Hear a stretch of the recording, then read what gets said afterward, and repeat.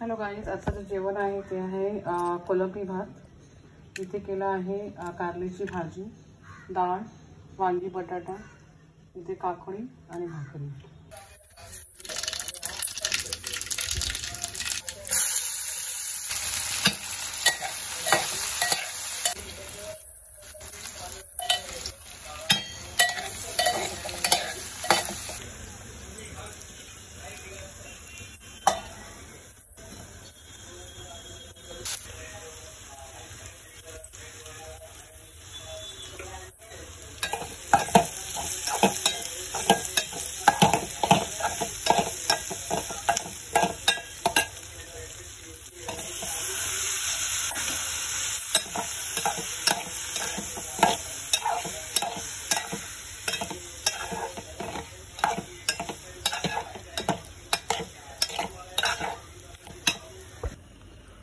Guys आज मी तुम्हाला कोलंबीचा पुलाव कसा करता ते दाखवते. थोडीशी कोलंबी घेतली, ह्याच्यात हे पाव किलो राईस घेतला आहे कारण माझ्या मुला फुटबॉल करत आहे. ह्याच्यात 2 कांदे घेतले.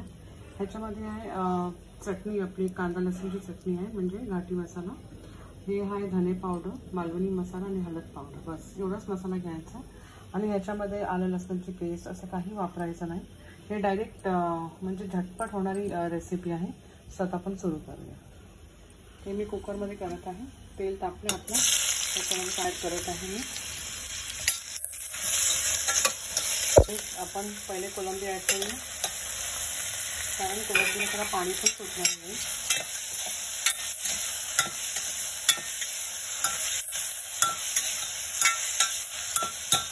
एक बटाटा पण तुम्ही ह्याच्यात ॲड करू शकता जर तुम्हाला ॲड करायचं असेल तर. आणि दुसरी गोष्ट, ह्याच्यामध्ये लास्टला तुम्हाला एक नारळाचा दूध म्हणजे एक छोटी वाटी पण तुम्ही ॲड केलं ना तर खूपच छान फ्लेवर येतो बाई. आता तर मी ॲड करणार आहे. आता मी नेहमी नारळाचं दूध ॲड करते कोलंबी पुलावला. आता ही झटपट आहे. आता याच्यात काहीसुद्धा आपल्याला ॲड करायचं नाही. ओके, आता आपण तांदूळ ॲड करूया. आणि गरम पाणी येतं इथे ठेवलं मी. गरम पाणी ॲड करायचं आपल्याला. झालं, 2 शिट्टीमध्ये आपला पुलाव पण रेडी होणार आहे. हे मी कोलम राईस घेतला आहे. तुम्ही बासमती राईस पण घेऊ शकता. सो आता मी पाणी ॲड करत आहे. गरम पाणी ॲड करूया.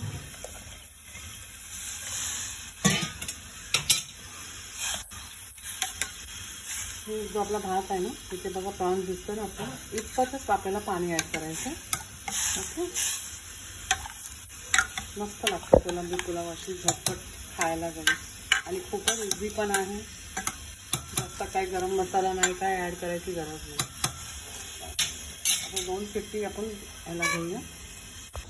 आता गाईज आपण बंद करून घेऊ कुकरला.